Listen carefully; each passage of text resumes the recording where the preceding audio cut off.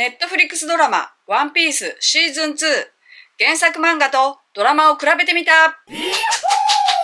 ということで、今回取り上げるのはネットフリックスで配信中のドラマワンピースシーズン2です。2026年3月10日からネットフリックスで配信が始まった実写版ワンピースシーズン2。2023年に配信されたシーズン1では漫画の1巻から11巻の95話までの内容が描かれていましたが、シーズン2ではその続きを見ることができるようになっています。物語的にはシーズン2もシーズン1同様に原作漫画の内容通りに進んでいくんですが、ルフィたちが降り立った島での描写はドラマ版オリジナルの展開もたくさん用意されていました。さらにこの実写版のすごいところが、原作漫画の先のエピソードで描かれていることの伏線がドラマの中に仕込まれていたり、原作漫画では絵として描かれていなかった言葉やセリフだけで説明されていたことをドラマでは映像として見せてくれていたりもして、制作側の原作に対する愛をいろんなところで感じることができるようになっているワンピースファンにとっては嬉しい展開になっていました。なので今回はそんなドラマワンピースシーズン2を原作の漫画と比べながら見ていきたいと思います。シーズン1に関しても原作漫画と比べた動画を上げていますので、ぜひそちらの動画も合わせてご覧ください。ドラマワンピースシーズン2は2026年3月10日からネットフリックスで配信されている実写版ワンピースになります。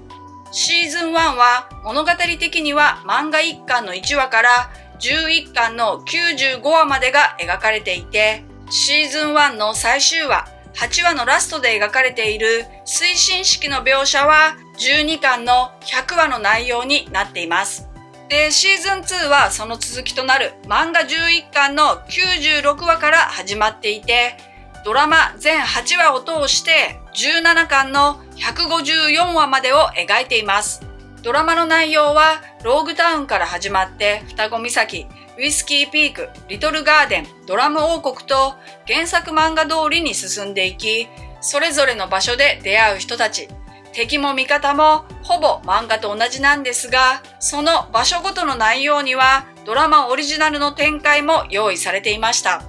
起こる出来事や戦う相手などは漫画と同じですが、ドラマは戦い方だったりちょっとしたところを漫画と変えていて、ドラマオリジナルらしさとして漫画とは違う面白さを感じることができます。ただしこのシーズン2で一番感動的な場面とされていて、原作の漫画でも印象的な物語となっているチョッパーとの出会い。チョッパーの過去の話は原作漫画通りになっていて、ほぼ丸々1話を使ってチョッパーの過去を丁寧に描いています。で、そのチョッパーがルフィたちの仲間になってアラバスタ王国を目指すところまでがシーズン2の内容になっているんですが、このシーズン2で原作への愛を感じるのが、漫画ではもっと先で描かれている内容が各エピソードの中に伏線として盛り込まれていることで、作り手たちが原作を読み込んだワンピースファンだということが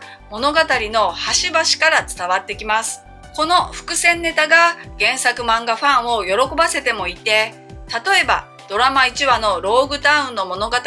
これは漫画11巻の96話から12巻の100話までの内容になっているんですが、ドラマではここに漫画の71巻で初めて出てくるバルトロメオを登場させています。なぜドラマでもっと先に出てくるバルトロメオを登場させたかというと、漫画の72巻にはそのバルトロメオがローグタウンでの出来事を見ていたということが書かれていて、そのことをドラマではちゃんと拾って描いてくれていました。ドラマで描かれているバルトロメオがルフィたちと絡むのはドラマオリジナルのお話なんですが、原作だとかなり後で登場するバルトロメオをローグタウンで見せてくれるという粋な演出になっていました。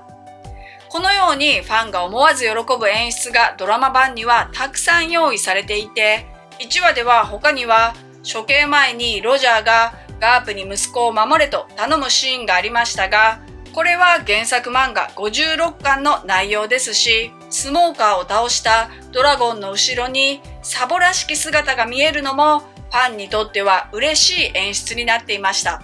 さらに原作漫画には読者からの質問を募集する SBS というページがあるんですが、ここに書かれていることもドラマは映像として見せてくれています。1話のローグタウンでウソップがゴーグルを購入するシーンがありましたが、これは13巻の中の SBS に書いてあるページ数の都合上削ってしまった原作漫画にはない描写になります。なのでドラマワンピースは漫画で削られたエピソードまで映像として見せてくれています。また2話の双子岬のクジララブーンの話では過去の話が出てくるんですが、この回想シーンの映像の中ではブルックの姿を見ることができます。これも漫画の50巻に出てくる回想シーンを織り込んだ演出になっています。さらにこの2話では原作漫画と違ってクロッカスはラブーンの中には住んでいないんですが、漫画の内容を匂わすようなラブーンの中は広いから家を建ててゆっくり暮らせるという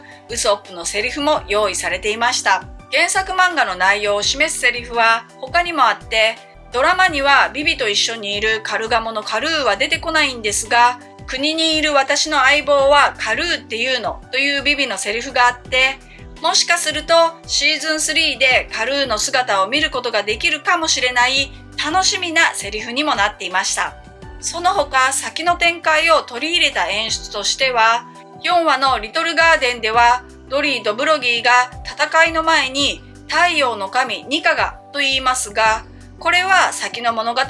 ワノ国での話を示していましたし、最終話の8話でサンジが母親の話をしますが、これも原作漫画ではもっと先に出てくる内容になります。また原作漫画では絵として描いていないセリフだけの話をドラマでは映像として見せてくれてもいて、6話のルネス島での話、これは原作漫画では15巻でタシキが言うセリフの中だけに出てくることなんですが、このルネスでの出来事もドラマでは見せてくれています。さらにこのシーンでミスターイレブンの相棒としてミス・サーズデーが登場しているんですが、このミス・サーズデーは漫画では説明だけでしか出てこないキャラクターになります。そのミス・サーズデーの姿もドラマの中では見ることができるようになっていました。なので原作漫画ファンにとっては漫画では先で描かれている内容をリアルタイムで見せてくれるという嬉しい演出になっているのがドラマ版ワンピースでもあって、